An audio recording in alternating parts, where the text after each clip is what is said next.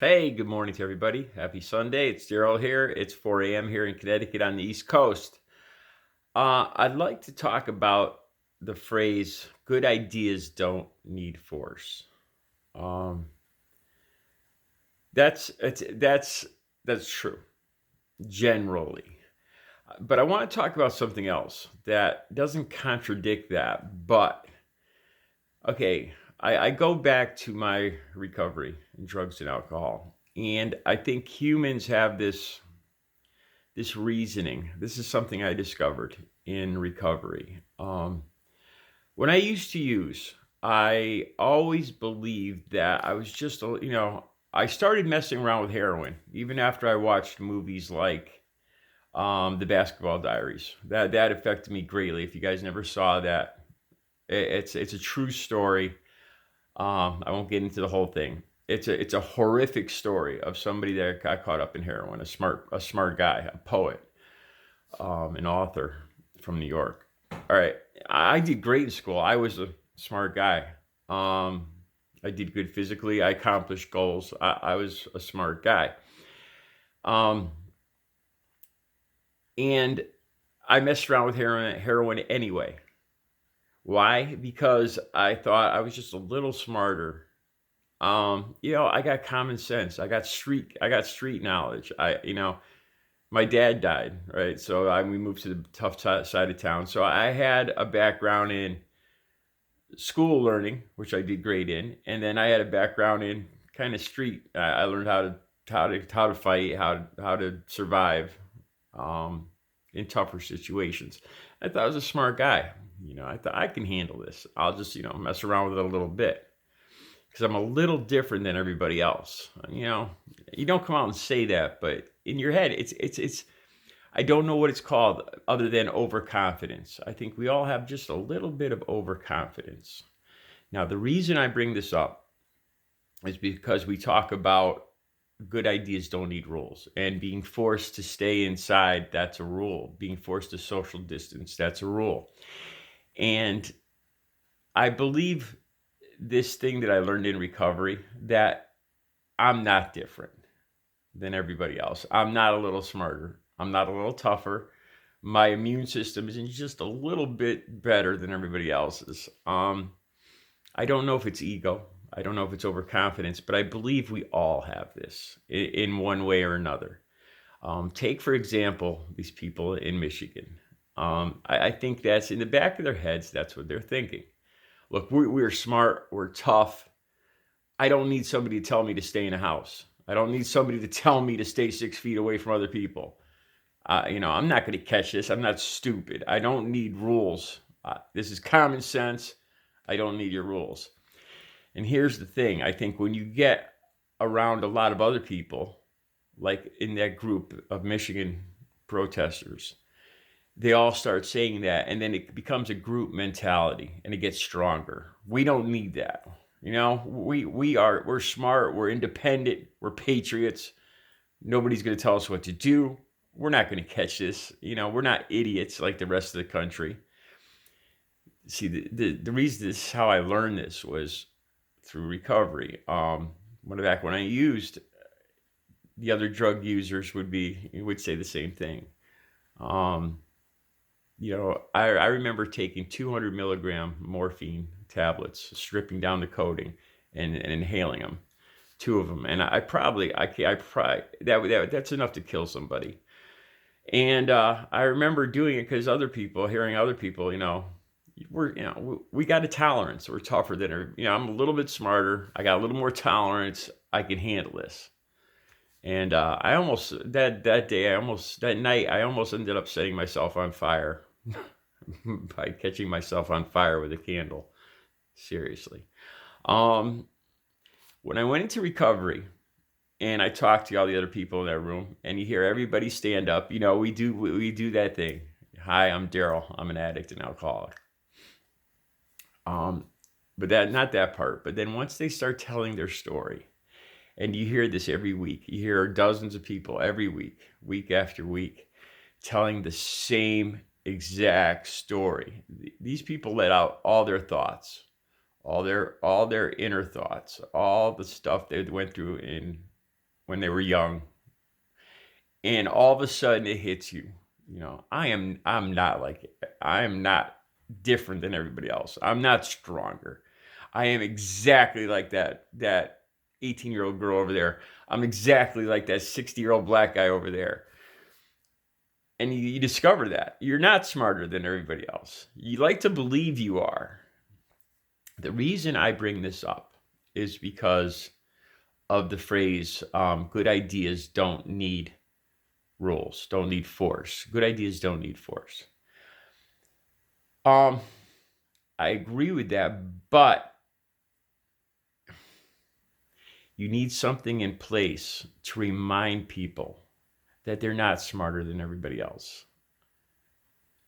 And thus you do need rules. You do need or what you would call peer pressure to remind everybody, some form of peer pressure to remind you that you're not supposed, oh, I'm just going to run down to the store. I don't need a mask.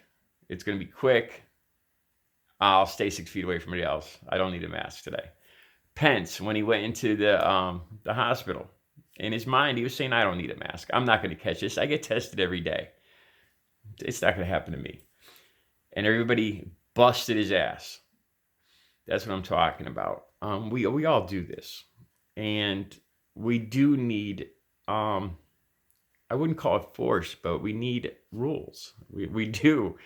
Because of human nature, I don't know. There must be a psychological name for it. But we do. I think all people do this.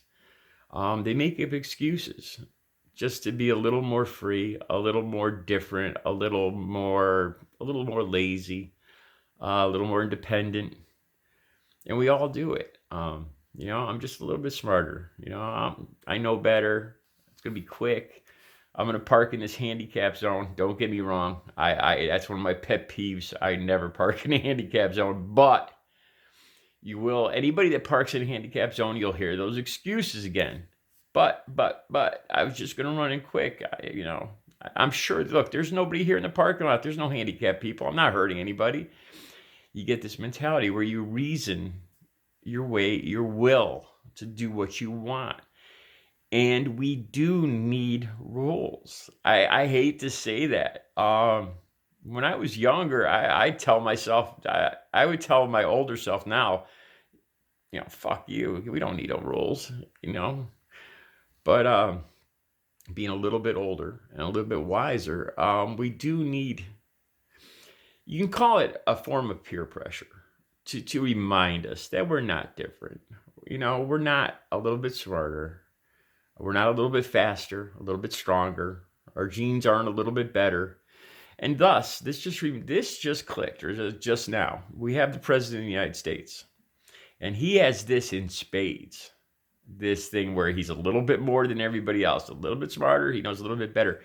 The problem with Donald Trump is he does not have anyone that is willing to tell him that he's not a little bit smarter, that he's not a little bit quicker, a little bit stronger, a little better genes. He doesn't have people telling him that. And look what we have.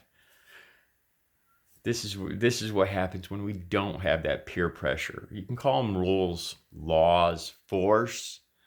I prefer not to call it force, but I think, without this system, this peer pressure to remind everybody this to conform to what is good for the group. When we don't have these things, people will start to make up reasons why they don't need to follow along. It's just human nature.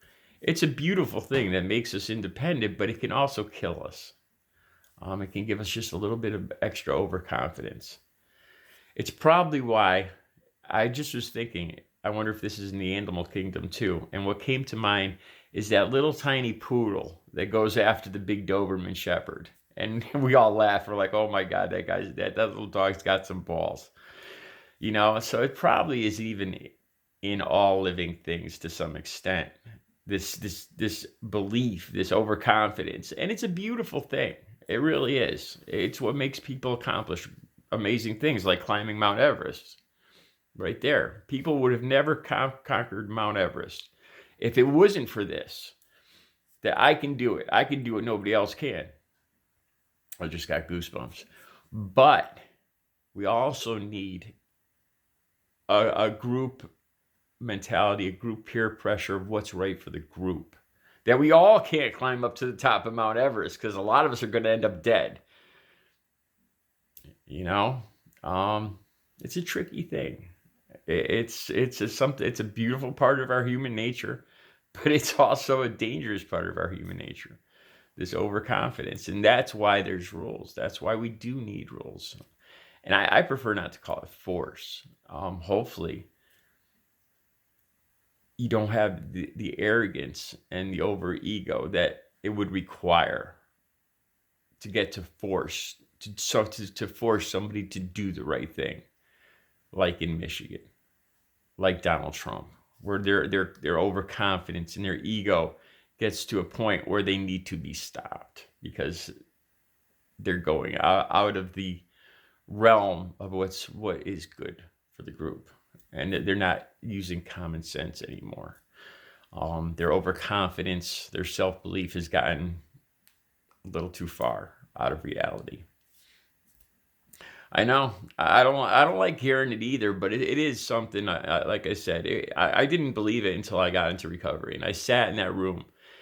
And this is why, and this is another thing of why I think it's important for people to meet people of other races, other religions, because you learn that we're not so different. The Muslims aren't killers. They're not crazy terrorists. They're just like you. They're just like me. They're just like Christians. They have families. They believe in God. They believe in not killing. We're all a lot more alike. We're all exactly alike. And that's why.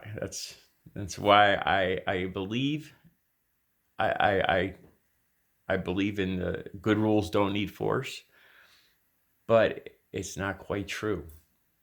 Sometimes we need a group peer pressure, a group mentality to keep things at a safe level for the group. I hope that made sense. I don't know if you all are going to agree with it or not, but just a thought.